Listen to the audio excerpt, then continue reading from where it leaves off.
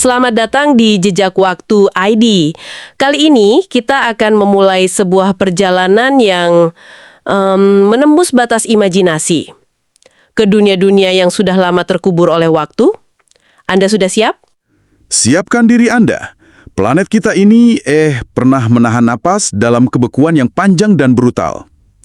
Ini adalah zaman es. Zaman es, ya? Suhu bisa anjlok sampai minus 50 derajat Celcius. Dan anginnya, Pasti kencang sekali. kecepatannya 160 km per jam. Membawa butiran es setajam silet. Ini dunia yang benar-benar diukir oleh es dan badai. Dalam penjelajahan kali ini, kita akan jadi saksi mata.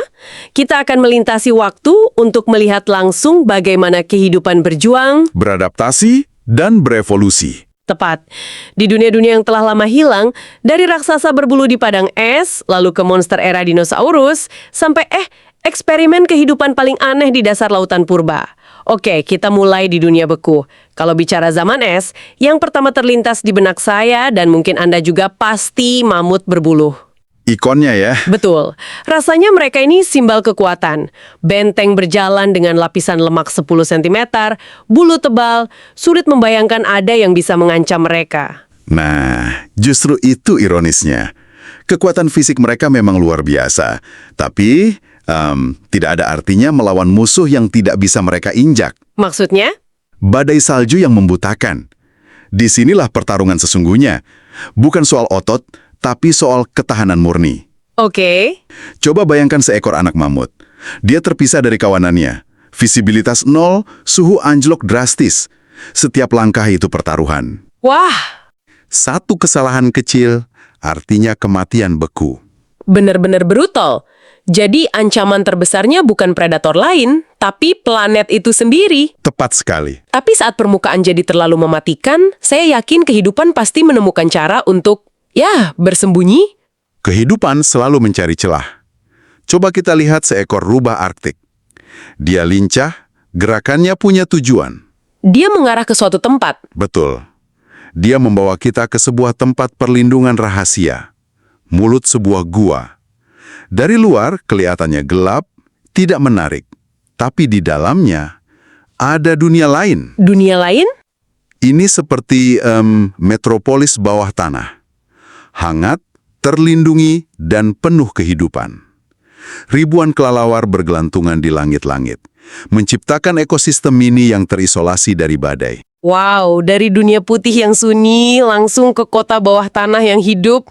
Tapi di tempat seperti ini pasti ada penghuni yang lebih besar juga, kan? Oh, tentu saja. Di relung gua yang paling dalam, drama yang lebih besar terungkap. Apa itu? Di sana, beruang gua raksasa, makhluk masif yang sedang berhibernasi. Ada seekor induk yang sedang menyusui anaknya, momen yang sangat rentan. Tapi aman di dalam gua, kan? Nah, rasa aman ini rapuh. Aroma kehidupan di dalam gua yang hangat ini jadi undangan bagi predator puncak zaman itu. Singa gua? Betul, beratnya 300 kg. Mereka masuk bukan untuk mencari kehangatan, tapi untuk berburu. Ini bukan sekedar pertarungan wilayah, ini duel antara dua kekuatan terbesar di darat pada masa itu. Adaptasi untuk bertahan dari lingkungan ekstrim itu satu hal, tapi adaptasi untuk bersaing itu cerita lain. Evolusi sepertinya tidak pernah kehabisan ide ya, bahkan untuk hal-hal yang kelihatannya aneh. Aneh itu kata yang pas. Coba lihat kungkang tanah raksasa. Nenek moyangnya dari hutan tropis. Jauh sekali bedanya. Tapi di zaman es, keturunannya berevolusi. Punya bulu tebal dan cakar-cakar tajam yang berfungsi ganda sebagai kait es. Kait es. Untuk mencengkram tebing beku. Lalu ada badak berbulu yang bisa dibilang armada tank hidup pada masanya. Sangat tangguh. Saya penasaran dengan badak itu, apa yang membuatnya begitu spesial selain bulunya yang tebal? Yang paling menakjubkan dari badak berbulu itu culanya. Cula depannya bukan kerucut seperti badak modern, tapi pipih, lebar, dan panjangnya bisa sampai 1 meter. 1 meter? Bukan untuk bertarung saja berarti? Nah, ini dia. Itu adalah alat bertahan hidup yang vital. Dengan gerakan menyapu yang kuat, badak ini menggunakan culanya seperti skop salju raksasa. Untuk mencari makan? Tepat. menyingkirkan lapisan es tebal untuk menemukan rumput kering di bawahnya. Ini benar-benar menunjukkan betapa cerdasnya evolusi. Bukan cuma jadi lebih besar atau kuat, tapi mengubah bagian tubuh jadi alat serbaguna. Oke, jadi adaptasi seperti cula badak itu kan untuk bertahan hidup dari lingkungan. Tapi ada tekanan lain yang sama kuatnya, persaingan. Betul sekali. Dan sepertinya di Amerika Selatan, persaingan itu punya wujud yang sangat mengerikan. Anda benar.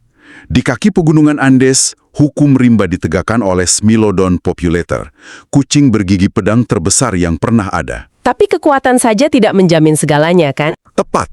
Ada sebuah kisah tragis dari fosil yang ditemukan. Seekor Smilodon betina muda kemungkinan besar diusir dari kawanannya. Masalahnya, Giginya. giginya kenapa? Gigi taring susunya belum tanggal, sementara gigi permanennya mulai tumbuh. Jadi taringnya tumpang tindih. Canggung sekali. Itu pasti sangat menyakitkan dan merepotkan. Lebih dari itu adalah vonis mati. Kondisi ini membuat gigitannya lemah dan rapuh. Jadi sulit berburu. Satu gerakan yang salah saat berburu bisa mematahkan taring barunya. Di dunia zaman es yang kejam, tidak ada ruang untuk yang lemah atau sakit. Dia harus berburu sendiri dengan senjata yang rusak. Kisah yang menyedihkan. Amerika Selatan di zaman es ini terdengar seperti laboratorium evolusi yang menghasilkan makhluk-makhluk luar biasa ya. Selain Smilodon, ada apa lagi? Tempat itu benar-benar pabrik monster. Ada Macroconia. Macroconia. Kelihatannya seperti hasil eksperimen evolusi yang gimana ya, membingungkan. Tubuh unta, leher lama, belalai pendek. Wow, Ada Arctotherium, beruang bermuka pendek raksasa. Tingginya 3 meter kalau berdiri. Salah satu mamalia karnivora darat terbesar. Dan tentu saja, Glyptodon. armadillo raksasa itu kan? Bayangkan seekor armadillo purba seukuran mobil Volkswagen Beetle. Sebuah benteng berjalan yang cangkangnya hampir tak tertembus. Oke, sekarang mari kita putar waktu lebih jauh lagi, mundur 66 juta tahun ke dunia yang lebih hangat, benua yang asing, dan penguasa yang sama sekali berbeda. Zaman dinosaurus? Kita mulai di tempat yang tidak terduga, di lautan, di mana kita melihat pemandangan aneh. Seekor Tyrannosaurus Rex sedang berenang. Betul, T-Rex ini sedang menyeberang antar pulau, mungkin cari wilayah baru. Meskipun dia predator puncak di darat, di air dia sangat canggung, rentan. Dan di bawahnya pasti ada bahaya. Mengintai penguasa lautan sejati. Mosasaurus, reptil laut raksasa yang panjangnya bisa 2 kali lipat T-Rex. Wah, ini pasti akan berakhir buruk untuk si T-Rex. Seharusnya begitu. Tapi hari itu adalah hari keberuntungannya. Mosasaurus yang perkasa sedang tidak dalam mode berburu. Oh ya, sedang apa dia? Dia sedang berada di sebuah stasiun pembersihan. Di terumbu karang, di sana ikan-ikan kecil dan udang dengan berani memakan parasit dari kulit dan sela-sela giginya. Sebuah simbiosis ya? Simbiosis, aneh tapi efektif, yang akhirnya menyelamatkan nyawa si T-Rex. Ini menunjukkan bahkan predator paling ganas pun punya momen istirahat. Dari penguasa lautan, kita ke penguasa langit, kita pindah ke pesisir Afrika Utara. Katanya surga bagi reptil terbang, Pterosaurus. Bayangkan sebuah koloni yang ramai dan bising di tebing pantai. Di sini, kita lihat drama kehidupan dan kematian yang intim. Ada apa di sana? Seekor induk Tetidraco sedang berusaha keras melindungi anak-anaknya yang baru menetas. Mereka belum bisa terbang. Sangat rentan. Dan ancamannya datang dari atas. Tepat. Seekor Phosphatodraco, Pterosaurus predator setinggi 3 meter dengan paruh setajam belati, mengincar mangsa muda. Ini pertarungan naluri keibuan melawan insting predator. Dan saat malam tiba, dunia purba ini pasti menunjukkan sisi yang sama sekali berbeda. Tentu saja, jauh di bawah permukaan laut yang gelap, sebuah pemandangan surreal terjadi. Apa itu? Kawanan amonit bercahaya naik dari jurang yang dalam. Cahaya biologis mereka, bioluminescence, berkedip-kedip, menciptakan pertunjukan cahaya yang magis. Indah sekali. Namun, keindahan ini punya 2 sisi. Cahaya itu juga berfungsi sebagai suar yang menarik predator. Di dunia ini, keindahan dan bahaya adalah 2 sisi dari koin yang sama. Dunia dinosaurus ini sangat beragam ya. Dari lautan ke pesisir. Lalu bagaimana dengan lingkungan paling ekstrim di darat, seperti gurun? Gurun Asia Tengah di zaman Kapur itu tempat yang sangat keras. Hanya yang paling tangguh yang bertahan. Rajanya adalah Tarbosaurus, kerabat dekat T-Rex dari Asia. Tapi bertahan hidup di gurun tidak melulu soal kekuatan kasar, kan? Betul, ada para spesialis. Salah satu yang paling unik itu Mononychus. Mononychus. Dinosaurus seukuran kalkun, lengannya sangat mungil, masing-masing hanya dengan satu cakar besar. Terlihat aneh kan? Sangat aneh. Untuk apa cakar tunggal itu? Nah, cakar itu alat yang sempurna. Ia menggunakannya untuk membongkar sarang rayap yang sekeras beton, memberinya akses ke sumber protein yang kaya di lanskap yang tandus. Lagi-lagi, ini soal spesialisasi. Luar biasa. Dari gurun yang panas, mari kita ke kutub yang beku. Saya sulit membayangkan dinosaurus hidup di dunia yang gelap selama berbulan-bulan. Tapi mereka ada di sana. Di ujung utara Amerika, selama musim dingin yang panjang, seekor Dromaeosaurus berbulu berpatroli di hutan beku. Bertahan hidup dengan apa? Dari sisa makanan atau memburu mamalia kecil. Lalu, momen yang ditunggu-tunggu tiba. Kembalinya matahari. Ini memicu salah satu migrasi terbesar di planet ini. Kawanan Edmontosaurus kembali ke utara. Pesta bagi para predator. Betul, pesta yang telah dinanti selama berbulan-bulan. Tentu saja, kita tidak bisa membahas era ini tanpa pertarungan klasik. Triceratops melawan Tyrannosaurus Rex. Tapi selain predator, pasti ada ancaman lain. Benar, bencana alam. Seperti kebakaran hutan yang dipicu petir. Itu bisa mengubah segalanya ya. Kita melihat momen heroik di mana seekor induk Edmontosaurus menolak meninggalkan sarangnya. Dia menggunakan tubuhnya sebagai perisai untuk melindungi telur-telurnya dari api. Apa yang terjadi setelah api padam? Yang menarik adalah bagaimana bencana justru menciptakan peluang. Setelah api padam, para oportunis datang. Oh iya? Kumbang langsung bertelur di kayu yang hangus. Kemudian datang Atrociraptor, raptor kecil yang gesit. Bukan untuk makan bangkai, tapi untuk berpesta serangga panggang. Setiap akhir adalah awal yang baru bagi makhluk lain. Kita tutup segmen dinosaurus ini di satu tempat yang sangat unik. Sebuah laboratorium evolusi di Pulau Hatek, Eropa. Pulau Hatek ini contoh ekstrim dari evolusi pulau. Karena sumber daya terbatas, dinosaurus herbivora besar seperti Sauropoda berevolusi menjadi versi kerdil. Kerdil? Seberapa kecil? Ukurannya hanya sebesar kuda poni. Tapi, predator puncaknya sama sekali tidak kerdil.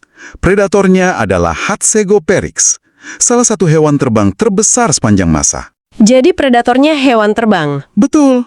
Saat mendarat dan berjalan di darat, tingginya setara jerapah. Memangsa dinosaurus-dinosaurus kerdil itu dari atas. Sebuah ekosistem yang benar-benar terbalik. Dari raksasa yang jadi kerdil dan penerbang yang jadi predator darat raksasa. Sekarang mari kita mundur ke titik terjauh. Jauh sekali ke belakang. Sebelum dinosaurus, saat planet kita adalah dunia air. Kita tiba di ledakan Kambrium sekitar 540 juta tahun yang lalu.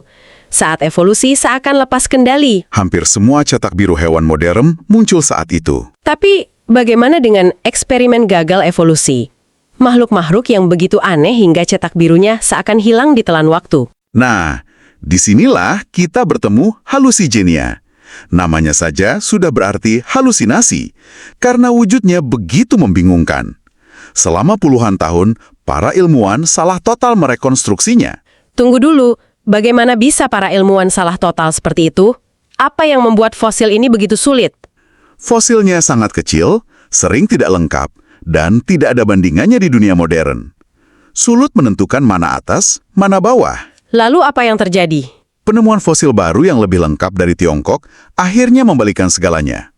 Duri-duri itu ternyata ada di punggungnya sebagai alat pertahanan. Oh, jadi bukan kakinya. Bukan. Dan yang tadinya dikira tentakel aneh, ternyata adalah sepasang kaki-kaki gemuk.